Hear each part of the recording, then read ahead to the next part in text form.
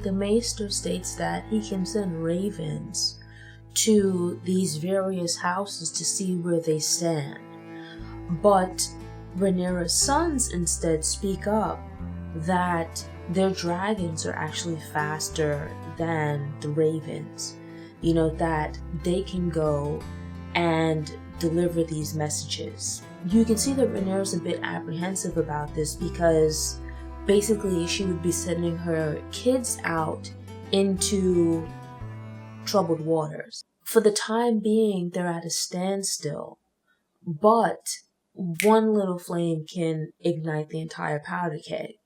The boys coming into contact with the wrong person can lead to very serious problems, which is exactly what happens. The kids are sent off to various houses to come to kind of terms with them, to see where they stand, to kind of ease their fears, or rather, as like a last minute warning, Rhaenyra stresses to the boys that as they go out, they're going with messages.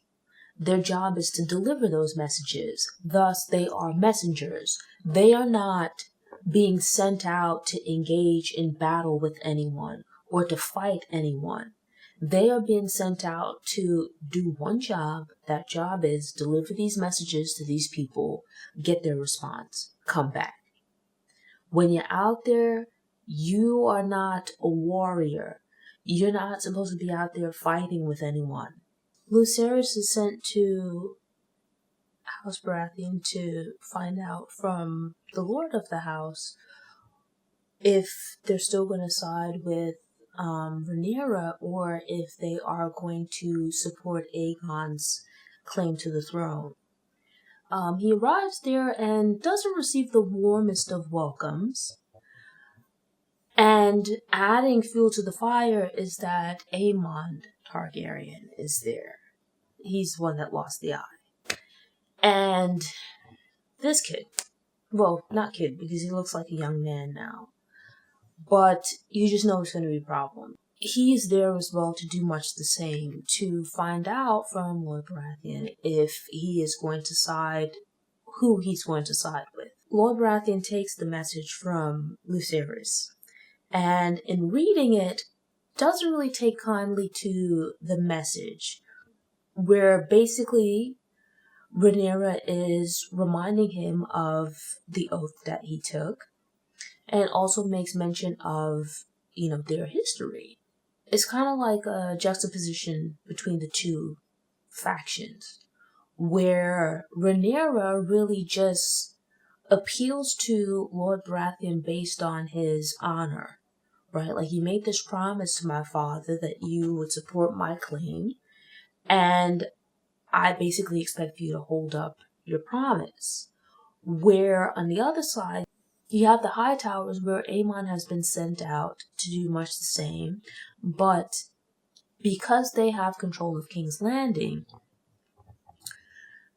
you have it where they kind of have the options. Well, if you think about it, because if they're basically going to have to fight for their claim as well, if Rhaenyra decides to put up a fight.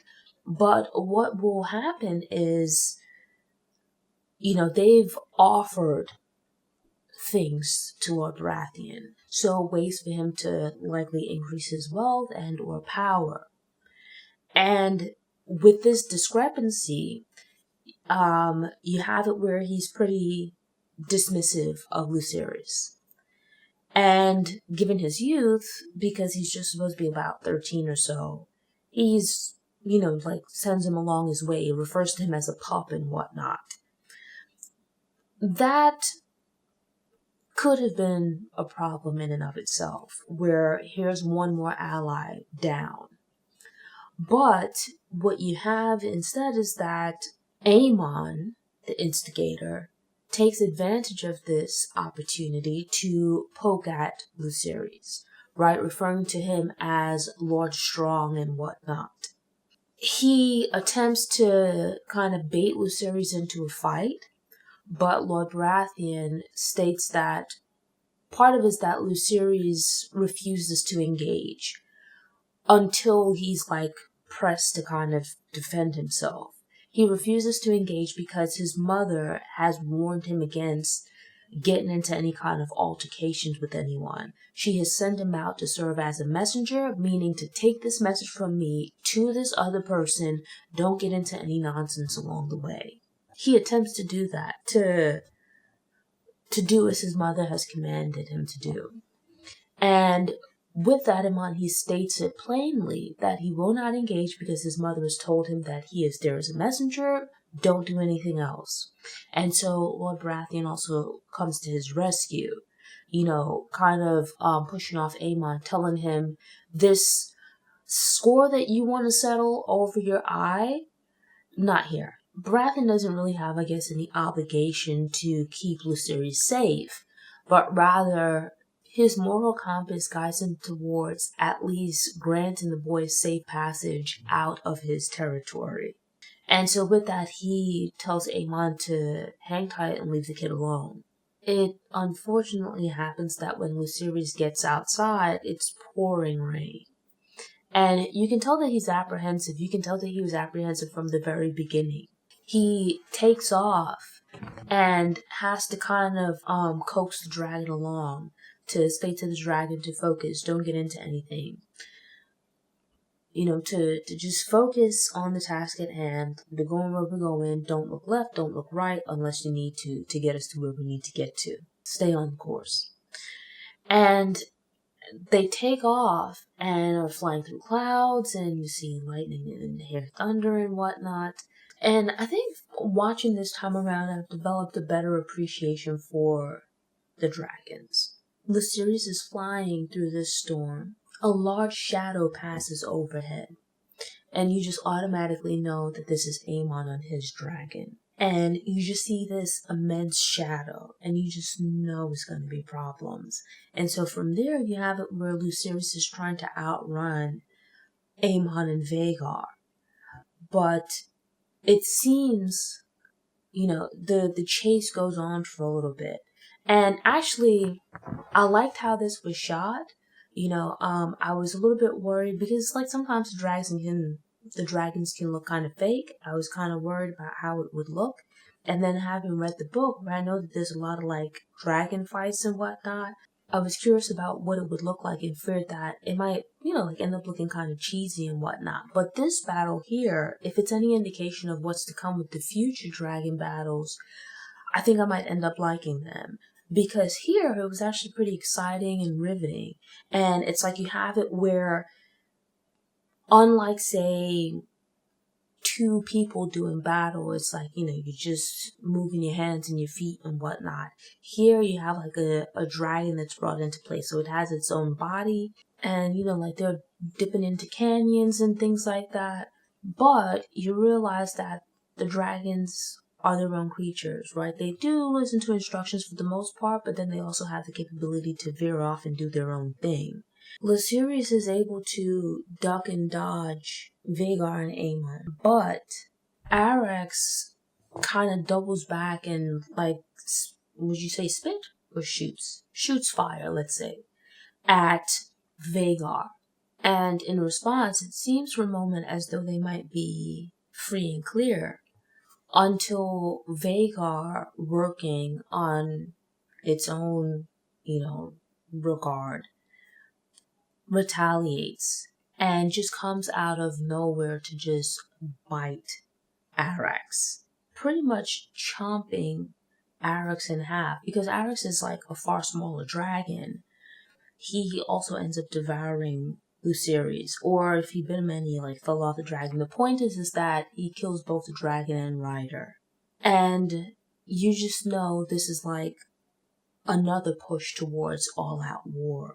And I like the way that it's actually revealed. You see the back of Daemon walking into this, let's say, war room. And you see Rhaenyra standing at the head of the table, the map table, with everyone else gathered around. There's music playing, but you don't hear them speaking. You just see him slowly walking towards her. And he takes her by the hand and steps aside, tellingly towards the flame of a fire in a fireplace. And you can see that he tells her about Lucerys. And, You don't hear it. And I think that actually makes it somehow even more impactful.